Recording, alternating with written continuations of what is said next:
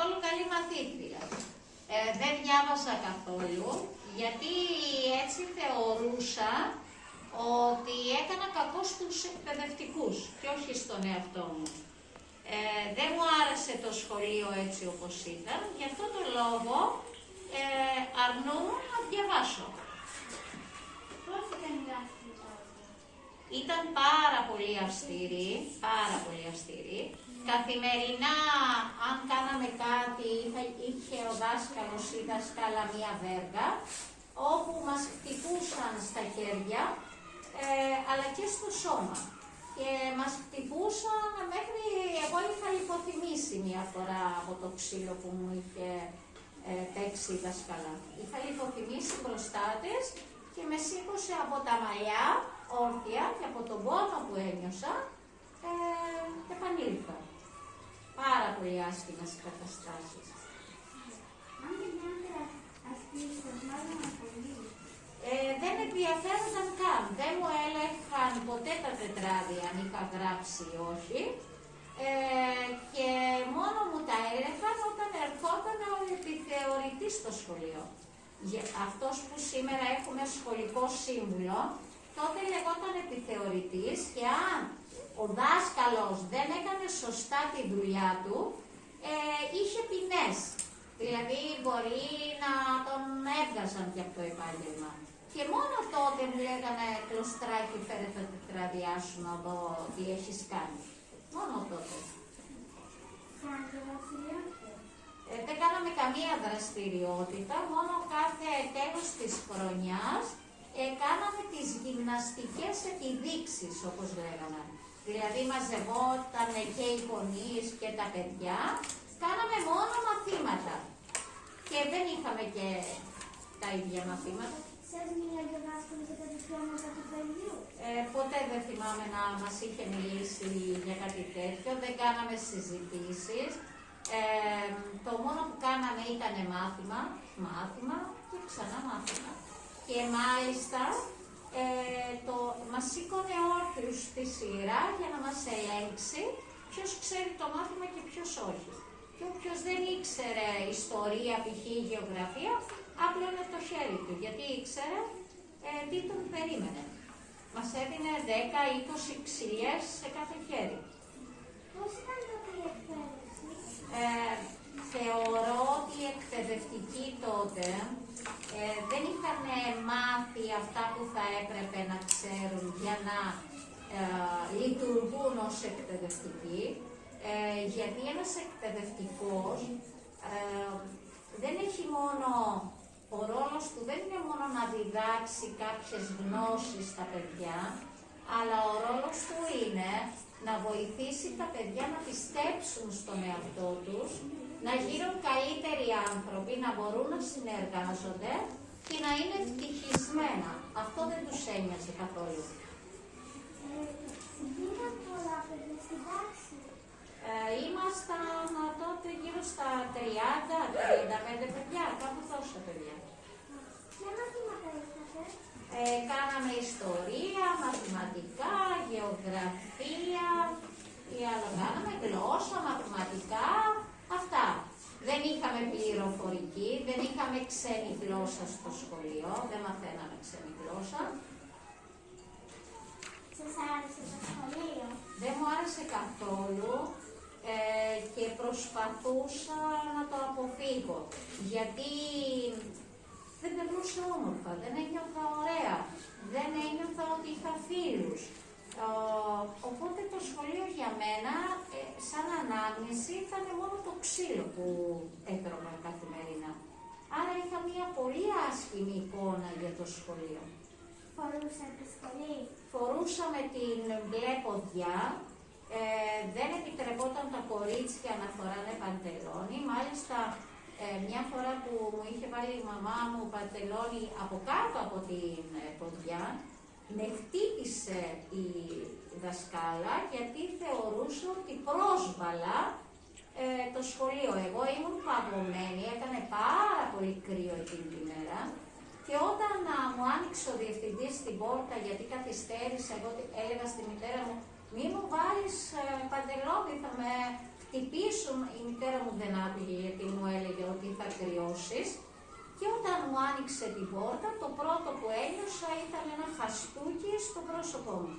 Παγωμένη καθώς ήμουν, το πρώτο που ένιωσα ήταν το χαστούκι του διευθυντή, που παρεπιπτόντως τον ονομάζαμε και Κότα, τον είχαμε βγάλει αυτό το παρατσούκλι.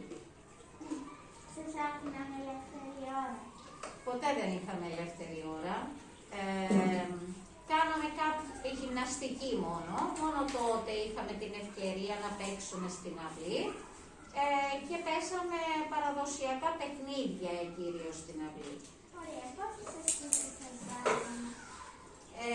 Μας έβαζαν πολλά πράγματα, αλλά αν ένα παιδί δεν καταλάβαινε κάτι, φοβόταν να ρωτήσει το δάσκαλό του, γιατί ήξερε ότι μπορεί και να το χτυπούσε επειδή δεν είχε καταλάβει. Δεν αποδεχόταν ότι κάθε παιδί είναι διαφορετικό και ότι έχει διαφορετικούς ρυθμούς να μαθαίνει. Άλλο παιδί μαθαίνει πιο εύκολα, άλλο πιο δύσκολα. Χρειάζεται το κάθε παιδί το χρόνο του για να μάθει. Εφόσον μας είπατε και πριν ότι δεν σας άρεσε το σχολείο και δεν διαβάζατε τόσο, πώς γίνατε μια πολύ καλή δασκάλα? Λοιπόν, δεν διάβασα και εγώ η ίδια μπορώ πως έμαθα να γράφω σωστά και να διαβάζω. Πράγματι πήγαινα την τσάντα μου βόλτα, αλλά από όταν ήμουνα στην 7η Δημοτικού έλεγα, εγώ όταν θα μεγαλώσω θέλω να γίνω δασκάλα και να αγαπάω τα παιδιά. Γιατί αυτό ήταν το παράπονο μου. Ότι ποτέ δεν είχα ακούσει μπράβο από κάποιο δάσκαλο, ποτέ δεν μου είχε πει μπράβο Γεωργία, τι ωραία που τα είπες σήμερα. Η μόνη δασκάλα που άκουσα από το στόμα της μπράβο ήταν μία καθηγήτρια στη Δευτέρα Γυμνασίου, κυρία Ειρήνη Παπαδάκη την έλεγα. Αγαπούσε πάρα πολύ τα παιδιά και κάποια στιγμή όταν είχα τολμήσει να σηκώσω το χέρι μου δειλά-δειλά να της πω κάτι, γιατί την αγαπούσα αυτή την καθηγήτρια, μου άρεσε έτσι όπως συμπεριφερόταν σε μας, μου είπε 10 μπράβο εκείνη την ώρα. Και εγώ μόνο μία φρασούλα μικρή της είχα πει στην ιστορία. Για να με παροτρύνει να διαβάζω και να μου δείξει ότι αξίζω, μου είπε όλα τα μπράβο σε 1 δευτερόλεπτο. Και από τότε ξεκίνησα να διαβάζω.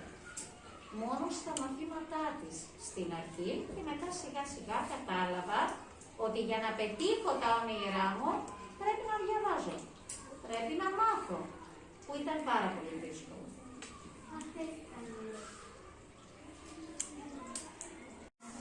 Πώς ήταν το σχολείο? Το σχολείο ήταν, είχαμε τα παλιά φρανία, τα ξύλινα, που δεν είχαν πλάτη, δεν ακουμπούσαμε δηλαδή σε καρέκλα. Ήταν σαν ένα παγκάκι και μπροστά ένα ξύλινο φρανίο όπου γράφαμε.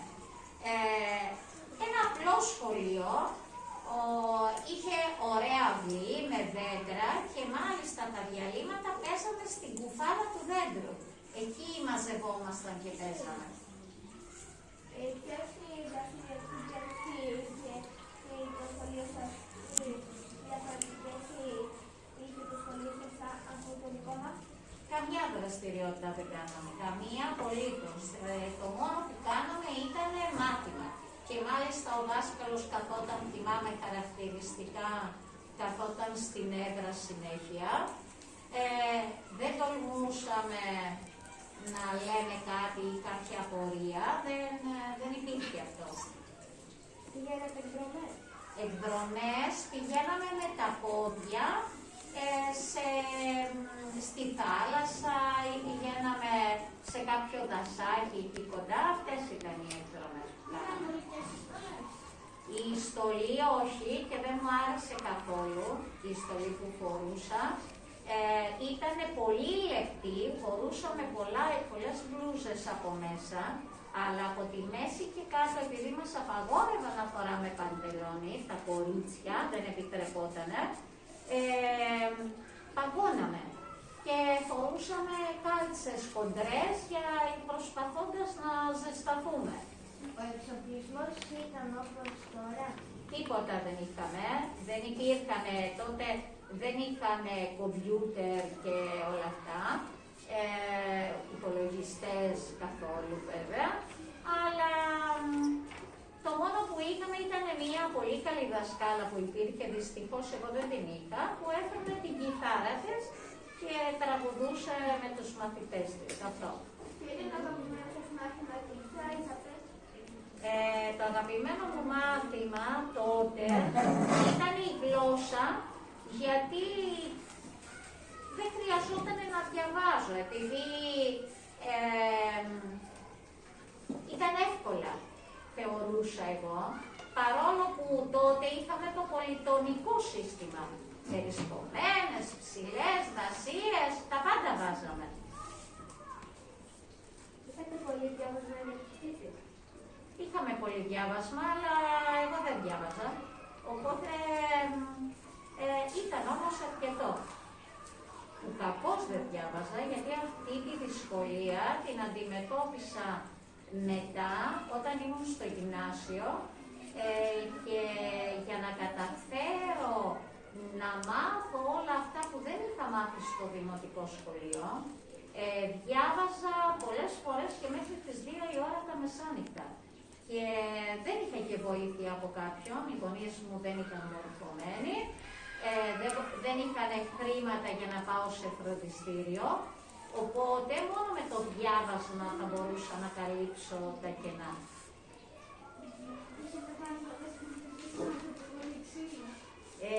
Όχι, αλλά εγώ τότε όταν με είχαν κάποια παιδιά είχαν τραυματιστεί στο αυτί και δεν άκουγαν καλά, γιατί μας τραβούσαν και από τα αυτιά, λες και τραβούσαν κάτι ελαστικό ή χτυπούσαν όταν ήταν ενεργειασμένοι, χτυπούσαν με πολύ δύναμη τα χέρια μας.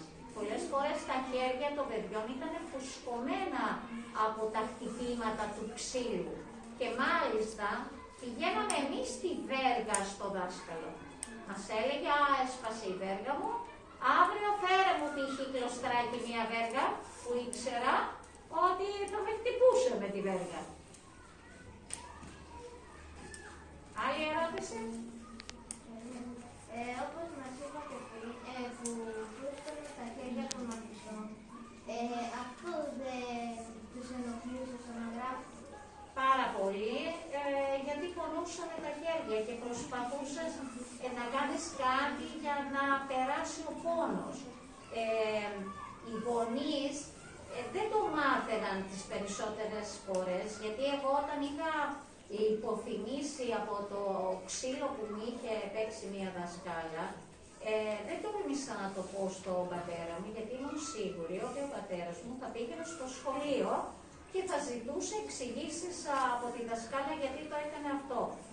Όμως, εάν πήγαινε ο πατέρας μου και έκανε φασαρία, η δασκάλα απειλούσε ότι θα με άφηνε στην ίδια τάξη. Δεν ήθελα να μείνω στην ίδια τάξη. Ήθελα να φύγω όσο το δυνατόν πιο γρήγορα από το δημοτικό σχολείο. Και τα μαθήματα ήταν καλοκόψη και τώρα? Ήτανε, αλλά είχαν διαφορετικές, δεν είχαν ασκήσεις στα βιβλία της γλώσσας, είχαν μόνο τα κείμενα και ο δάσκαλος έβαζε ό,τι άσκηση θεωρούσε αυτός ότι έπρεπε να βάλει. Ποιο μαθήμα σας το καλή? Καλή. Καλή θα μπορούσα να πω ότι ήμουνα στη γλώσσα, γιατί όπως σας είπα δεν έκανα ορθογραφικά λάθη. Αλλά δεν διάβαζα, αλλά δεν έκανε κιόλας ορθογραφικά λάθη. Μόνο αυτό θεωρώ ότι ήταν καλό εκείνη την περίοδο. Γιατί ναι, Επειδή μας χτυπούσαν, όχι. Είχαν το δικαίωμα οι εκπαιδευτικοί να χτυπάνε παιδιά. Τους το είχε δώσει το κράτος αυτό το δικαίωμα. Μάλιστα, θέλω να σας πω ότι ο Νίκος Καζαντζάκης, ένας από τους πιο σημαντικούς συγγραφείς Έλληνες, όταν πήγε στο σχολείο, ο πατέρας του το κρατούσε από το χέρι και το πάει στο σχολείο και του λέει του δασκάλου, δάσκαλε, το κρέας δικό σου και τα κόκκαλα δικά μου. Δηλαδή τι εννοούσε ο πατέρας, ότι μπορείς να τον χτυπήσεις όσο θέλεις, αρκεί να μην του σπάσει και τα κόκκαλα του, να μην τον τραυματίσεις σοβαρά. Είχαν δικαίωμα οι δάσκαλοι τότε να χτυπάνε. Για πολλά χρόνια ήταν αυτό. Και όταν άρχισαν παιδιά να συζητάνε τα κράτη, οι χώρες για τα δικαιώματα των παιδιών, τότε άρχισαν να παίρνουν πίσω αυτή την νομοθεσία. Τώρα φυσικά δεν επιτρέπεται. Και για πολλά χρόνια που έχει εφαρμοστεί στην Ελλάδα. Γιατί κάθε άνθρωπος είναι μοναδικός και πρέπει να τον σέβεσαι. Ούτε οι γονείς έχουν δικαίωμα να χτυπάνε, αλλά φυσικά ούτε οι δάσκαλοι. Πώς είναι το μάθημα, Δασκάλα. Γιατί διάβασα, όπως σας είπα, πάρα πολύ στο γυμνάσιο. Και αιτία ήταν η καθηγήτριά μου, η κυρία Ειρήνη. Δεν είχε παιδιά ούτε κι αυτή. Αγαπούσε όμως πάρα πολύ τα παιδιά. Και μου έδειξε αγάπη και εγώ αυτή την αγάπη την έκανα μάθηση. Γιατί προσπάθησα να διαβάζω για να γίνω καλύτερος άνθρωπος. Γιατί μόνο έτσι θα μπορούσα να γίνω δασκάλα που ήταν το όνειρό μου. Ο καλύτερος μαθητής ήταν ένα αγόρι που ήταν παιδί δασκάλου. Οι καλοί μαθητές, θέλω να σας πω τότε, δεν μιλούσαν στους κακούς μαθητές. Δεν μιλούσαν καν. Μας θεωρούσαν ότι ήμασταν κάποιοι κατώτεροι τους. Οι καλοί μαθητές είχαν όμως βοήθεια από τους γονείς τους που ήξεραν, ήταν τελειόφοιτοι γυμνασίου λυκείου και τους βοηθούσαν. Τα παιδιά όμως που οι γονείς τους ήταν αγρότες και δεν μπορούσαν να τα βοηθήσουν, δεν πήγαιναν καλά στο σχολείο, δεν μάθαιναν. Αφού μας είπατε ότι δεν διαβάζει, τότε μας περνούσαν με πολύ χαμηλούς βαθμούς. Τα βασικά τα ήξερα. Ήξερα να κάνω πράξεις, ήξερα γιατί όμως τις μάθαινα μόνη μου.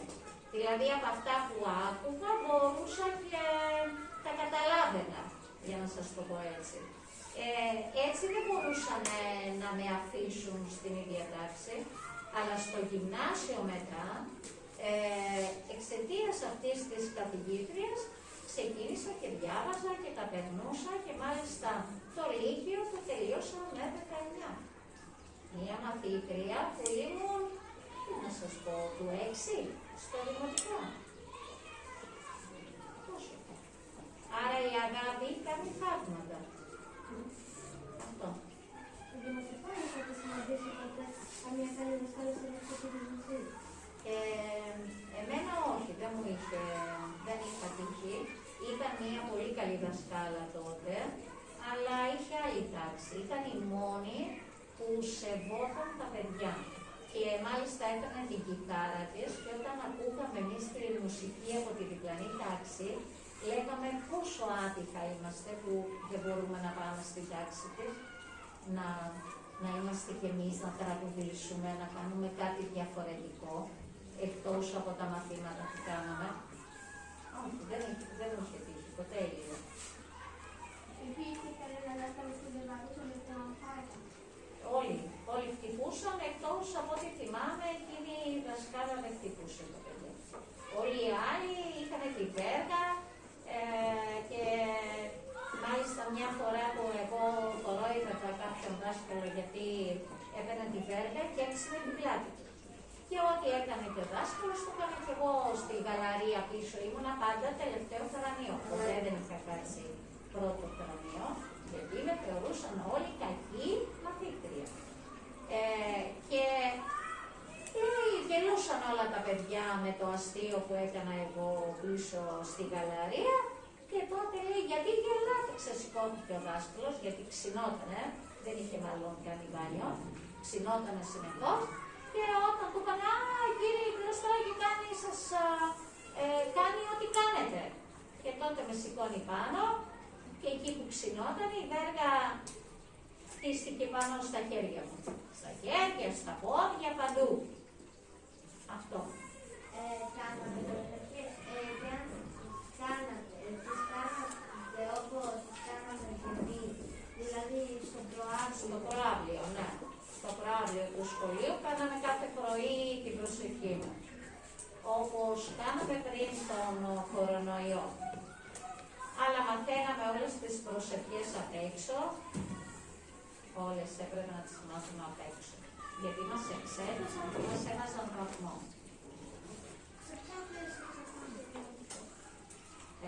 Σε ποια θέση καθόμουν? Τελευταία πάντα. Πάντα τελευταία. Αλλά τώρα, όταν το σκέφτομαι, λέω ότι ήταν η εποχή τέτοια που οι δάσκαλοι θεωρώ ότι αν είχαν κάνει καλύτερη επιμόρφωση στα σχολεία, στο πανεπιστήμιο που ήταν, ίσως δεν ήταν έτσι τα πράγματα.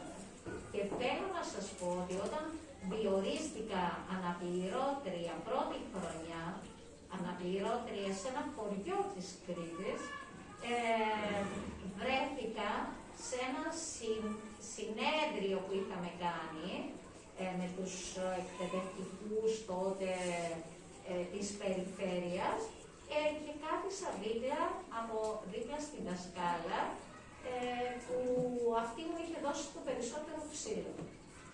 Φυσικά δεν της μίλησα, δεν γύρισα να την κοιτάξω καθόλου και ήθελα να φύγω. Ήθελα να βάλω τα πόδια στους ώμους και να φύγω. Ένιωθα πολύ άσχημα γιατί μου ξύπνησε όλες τις αρνητικές αναμνήσεις που είχα από το δημοτικό σχολείο. Το σχολείο, παιδιά, ούτε τώρα είναι αυτό που θα ονειρευόμουν να έχετε. Θα ήθελα να είναι εντελώς διαφορετικό ακόμα. Δηλαδή τα περισσότερα μαθήματα να είχαμε τη δυνατότητα να τα κάναμε έξω, στη φύση. Έχουμε μελέτη έξω, στη φύση να μπορούσαμε να τα κάνουμε. Να έχουμε περισσότερες δυνατότητες για επικοινωνία με παιδιά από άλλες χώρες. Αλλά λόγω της υπερβολικής ύλης, γιατί έχουμε υπερβολική ύλη στα σχολεία, δεν μας δίνει αυτή τη δυνατότητα. Να κάνουμε περισσότερες δραστηριότητες, να δημιουργείτε, γιατί το σχολείο είναι δημιουργία. Δεν μαθαίνω μόνο αυτά που δημιούργησαν άλλοι ή ανακάλυψαν, αλλά εσείς πρέπει να είστε οι δημιουργοί, οι μαθητές.